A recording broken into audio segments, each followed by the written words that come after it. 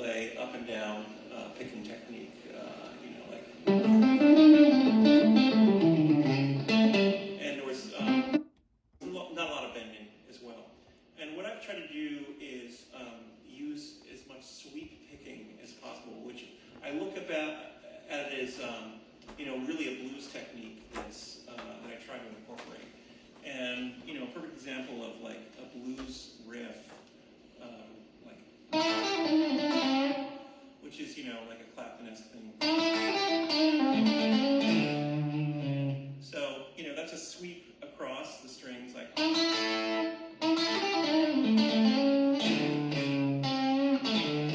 Another sweep there. And, you know, traditionally, that's kind of been, with some jazz players, that's been kind of against the rules, you know, because it's, you know, I think at Berkeley for a long time they taught up and down strictly because it's easier to read that way. You know, the downstroke means this part of the beat and the upstroke means another part of the beat. So, but I like to not do that. And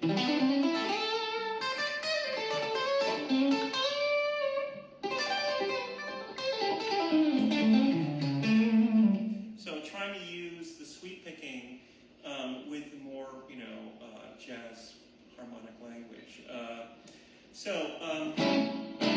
using that concept of the sweep, you know, we can get into more harmonic stuff like, for instance, say we're playing an A7 chord. So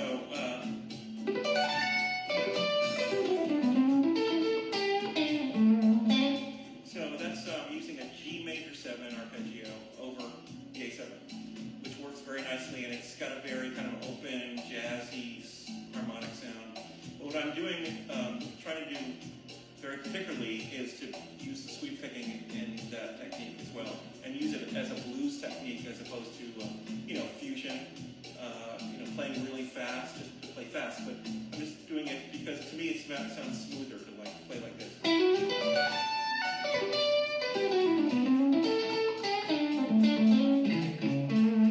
As opposed to, you know, alternate picking. I don't even know how we would do it, but I can't do it. But anyway, so I try to use sweep picking as much as possible, but in a blues concept, blues context, and.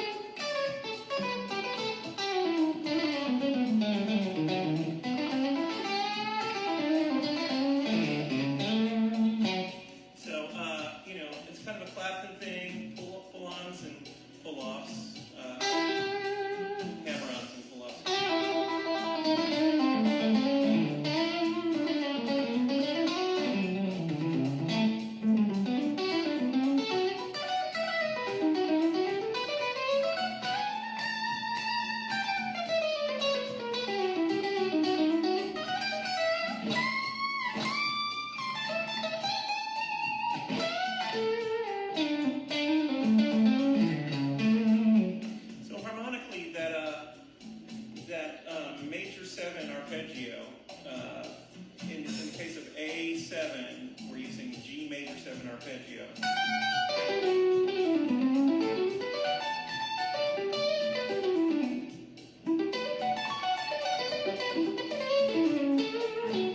That's a big one, you know, Wes Montgomery uses that a lot. And so I really like combining the jazz harmony of the G major 7 over the A7, G major 7 arpeggio over the A7.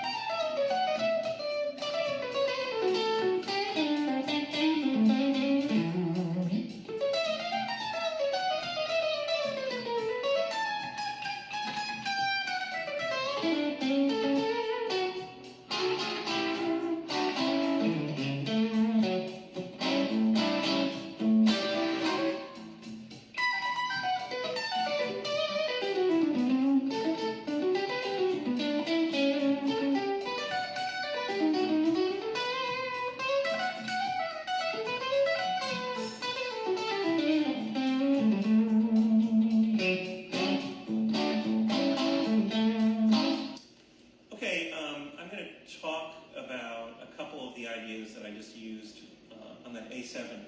And I was talking about the G major 7 arpeggio over the A7. And one of the things I like is this one. It's just like a little riff.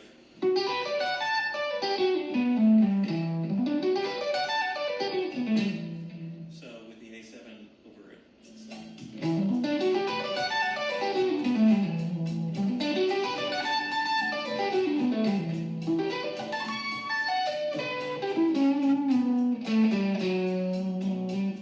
So that's this.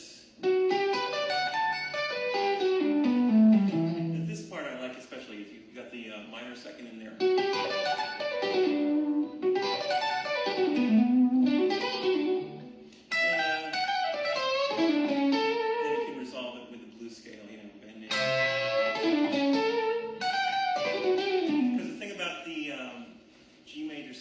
Arpeggio over the A7, it sounds kind of open, you know, there's no third, it's actually very kind of fourthy sounding, which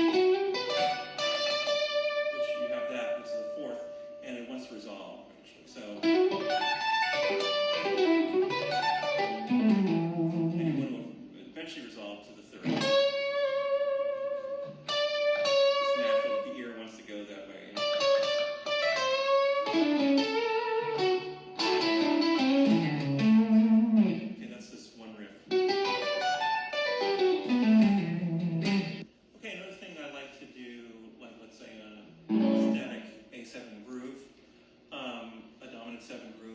Is to go to the fifth the E melodic minor. So the fifth of A, which is E, and play a melodic minor scale over that.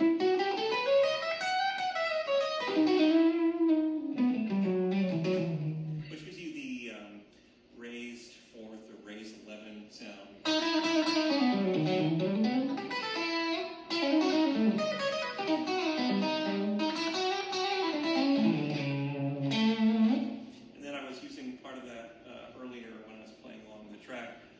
This kind of thing.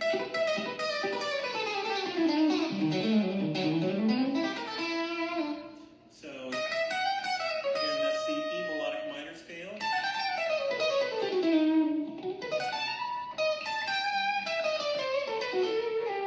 This gives you a little tension again, something to play around with when you're playing over A7.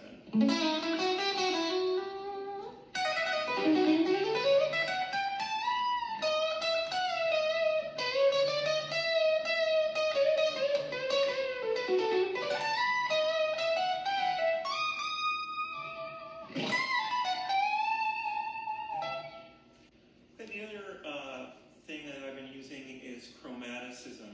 Of course, chromaticism can be with a single note, you know, like, or you can do it with, so that's, basically it's seconds, major seconds, and I'm using chromaticism.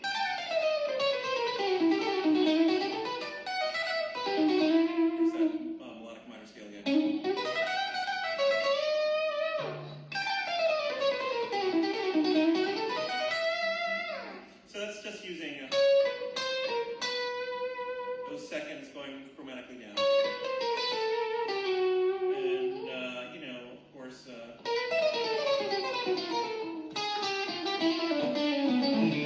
know.